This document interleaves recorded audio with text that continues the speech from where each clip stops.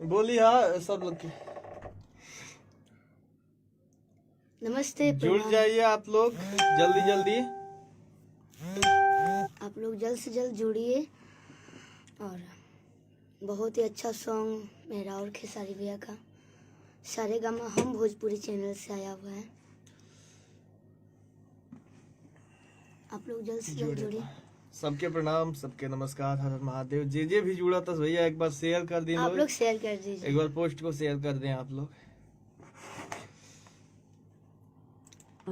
इस तोहफे में है 5000 सुनहरे। एक बार शेयर कर दीजिए भैया, सब लोग शेयर करें। प्रणाम नमस्कार, हर हर महादेव। एक बार शेयर कर दीजिए आप लोग भैया, निवेदन बात शेयर कर दी लोग, सब लोग जुड़ जाओ। और लाख खोला ना, लाख खोल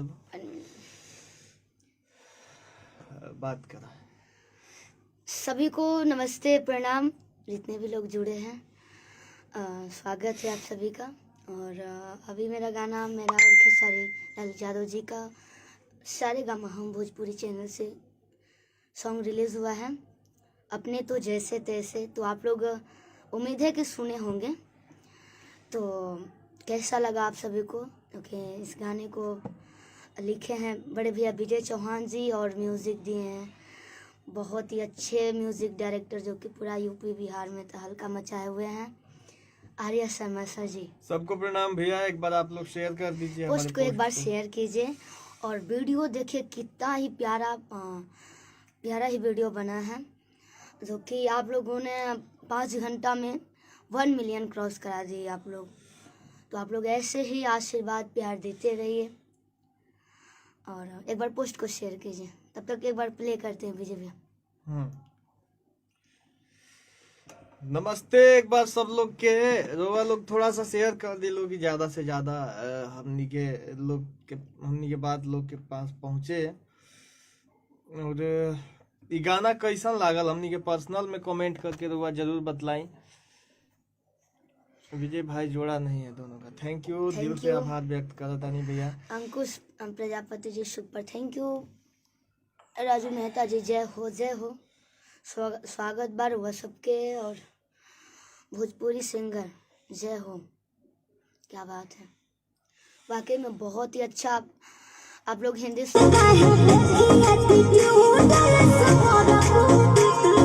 आर्य भैया कहाँ है? अच्छा उनका नंबर नहीं लग रहा है। थोड़ा सा शेखर थोड़ा मत पोस्ट शेयर कर देता। विजय सैनी चौहान जी लोग गायक से लाइव बढ़िया हैं, बहुत ही विजय अच्छे चौहान हम लोग लोग हैं। गायक के थोड़ा शेयर कर दो अभी जस्ट। और आप लोग गाना सुनिए और कमेंट करके बताइए। शेखर एक बार गाना सुनी रुआ लोग। बिगड़ता मूड काहे देखिए एटीट्यूड ये सवरकू 10 जगे लागे नी 10 गो से बाजे नी कहता नी खुद ये सवरकू कि लूट ली ही मजा कोनो दे दी ही सजा कोनो माही दी ही माहिया के खा जाई रहिया के चाली अपनी तो जैसे तैसे थोड़ी ऐसे कट जाएगी। आपका क्या होगा जनाब अली, आपका क्या होगा, आपका क्या होगा जनाब अली, आपका क्या होगा। बहुत लचकावता रूप तोरी देखो ही में लागे लुची हाँ तारी गोड़ तोर बांधे खाती तोरा के छाने खाती कम पर जाई साला रसारी तेरे जैसे कितने को गच मैंने किया कितने लवंडो को टच मैंने किया आफत बोवे के परी आगे भूल गया, हमको भी नहीं याद है। तोरा रोवे के पड़ी नहीं सुन ले जो सामने स्क्रीन पे आफत बोवे के परी सब धन खोवे के परी एक दिन आह भर के तोरा रोवे के परी खाली अपने तो जैसे तैसे टंग टंग टंग टंग टंग जोड़ी ऐसे वैसे कट जाएगी आपका क्या होगा। तो रुआ लोग एकरा के सुनी और हमर पोस्ट अभी ले केहू शेयर नहीं के कैले भैया लाइव के आप लोग शेयर कीजिए। कहले ना। तो ये गाना के काफी ज्यादा प्यार दुलार आशीर्वाद रुआ लोग दे रहल बानी। साथे साथे आज सारे गामा कार पहली बार हमारे हाथ से कुछ लिखा हुआ बहुत ही अच्छा लिखे हैं विजय भैया जी।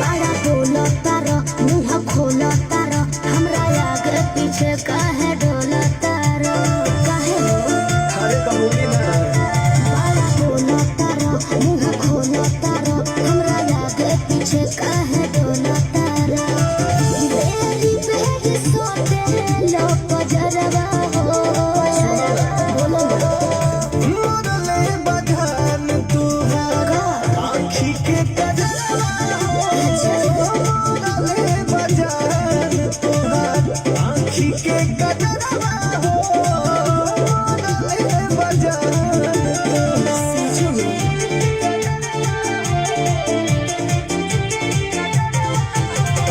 Music by Arya Sharma.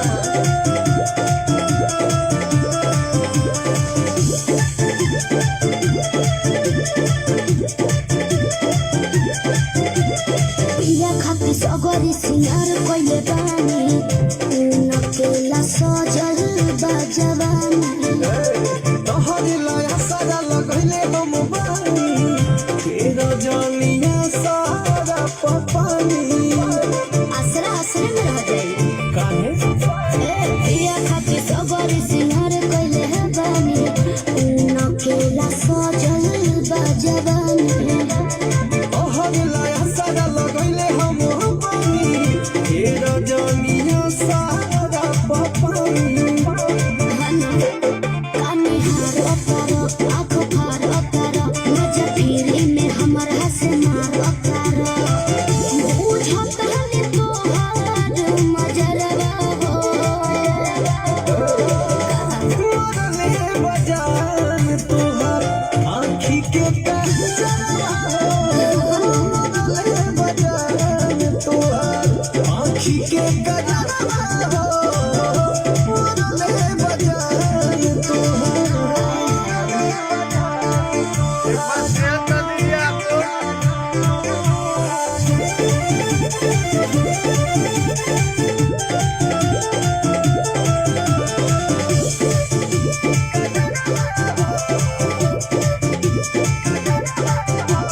महेश परत सीबी जे गली ना बतासा छोने में तो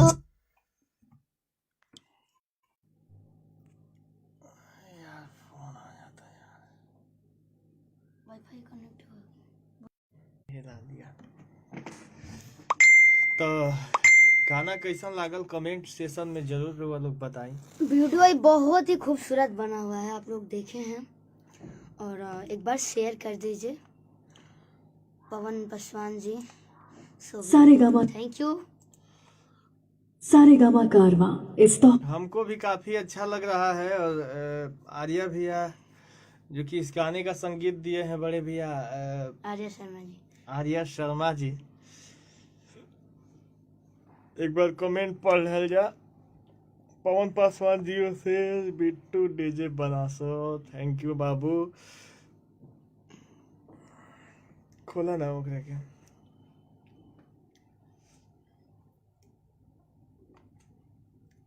आज काफी खुशी हो रहा है कि खेसारी भैया के साथ में जोड़ के हम काम किए और अच्छा रिस्पांस मिला आप सभी और का। आप लोग अच्छा लाइक किए, आप response लोग मिला। पसंद भी कर रहे हैं और संजीत सिंह जी, बहुत अच्छा लगा थैंक यू भैया। इनमें से के सुन लेबा गाना भैया?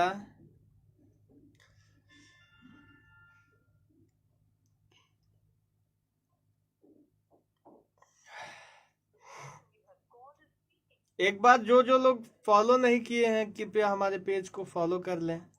अशोक यादव जी, विजय चौहान लोक गायक को आप लोग फॉलो करें। पेज को आप लोग फॉलो कर लीजिए, हमारा सारा अपडेट आपको मिलता रहे, क्योंकि आप बहुत ही अच्छा सॉन्ग जाने वाला है और हम लोग इसके द्वारा शेयर करेंगे।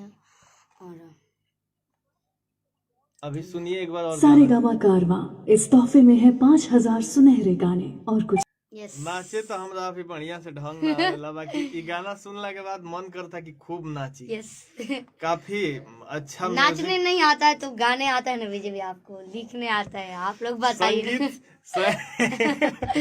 काफी अच्छा संगीत ये दिए देखिए, है, इसका म्यूजिक काफी बूम है। बूम है। देखिए जब म्यूजिक बजता है, जिसको नाचने नहीं आता है ना, फिर भी वो डांस करने के लिए तैयार हो जाता है। क्या सारे गामा कारवा इस तोहफे में है 5।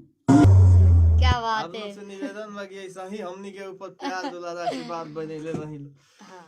अभी काफी ब्लास्ट गाना आवे वाला बा। और एक गाना मेरा वर्ल्ड वाइड से छूटा है जो विजय भैया ने लिखा है, सहेलिया नूरे, वो भी बहुत ही अच्छा गाना है। बहुत ही अच्छा गाना है कि हम तो से पूछिले सहेलिया नूरे कहू ससुरा के हाल, होला कैसे दिन पर कौन होला कलर जब पियवा से प्यार होला रे, यह सुने खातिर बनी है बेहाल, हम तो से पूछिले सहेलिया नूरे कहू ससुरा के हाल, आय हाय हम तो से पूछिले सहेलिया नूरे कहू ससुर के हाल। एक बार अंतर है। पहिला रतिया में कवन बतिया में कि कैसे बलमुआ के कोरा में धइल जाला, कौन ससुरवा में दूसर घरवा में कि कमवा अधमवा के मैनेज कइल जाला, बट मनवा में हमारा सवाल। अब अरे हम तो से पूछिले सहेलिया नूरे कहू ससुर के हाल, हो हम तो से पूछिले सहेलिया नूरे कहू ससुर के हाल। सुनले बानी की ससुरवा में ननदिया भसुरवा देवरवा तना मारे, कौन कहीं घूमे के मनवा करे तो शिल्पी सजनवा कादू बहाना मारे, छोटू बतिया पहुला का बाबा हम तो नूरे कहू ससुरा के हाल, हो सहेलिया नूरे कहू ससुरा के हाल। खुशी हो रहा है कि 5 घंटे के अंदर सारे इस गाने को अभी 9.5 लाख दिखा रहा है पब्लिकल, मतलब व्यू इसका, मतलब यूट्यूब पे 9.5 लाख दिखा रहा है। रियल टाइम में लगभग 12-13 लाख पार हो गया होगा। 1 मिलियन पार किया आप लोगों ने, दिल से धन्यवाद।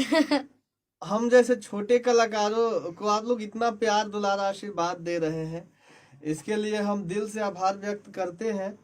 और आज शाम को लगभग 9 बजे, रात को 9 बजे हम लोग शिल्पी राज जी के पेज से लाइव आएंगे, हम दोनों आदमी। आप लोग ज्यादा से ज्यादा संख्या में जुड़े और अपना प्यार दुलार आशीर्वाद हमें ऐसे ही देते रहिए। और जो लोग हमारे पेज को फॉलो नहीं किए हैं, एक बार फॉलो कर लीजिए भैया। ताकि विजय चौहान आप लोगों से जुड़ा रहे और अपने बारे में कुछ बताता रहे, कुछ सुनाता रहे। कुछ सुनाएंगे, कुछ हम लोग नया करने के लिए सोचेंगे। हाँ। और करेंगे भी, कोशिश करेंगे हम लोग। और इस गाने को और ज्यादा मात्रा में आप लोग सुनिए कि एक दिन में 2 मिलियन नहीं 5 मिलियन 5 मिलियन पार कर चुके। नमस्ते प्रणाम, हर हर महादेव। शाम को शिल्पी राज जी के पर्सनल आईडी से हम लोग लाइव आएंगे। कृपया आप लोग ज्यादा से ज्यादा मात्रा में जुड़े। नमस्ते प्रणाम, हर जय हर माता। महादेव।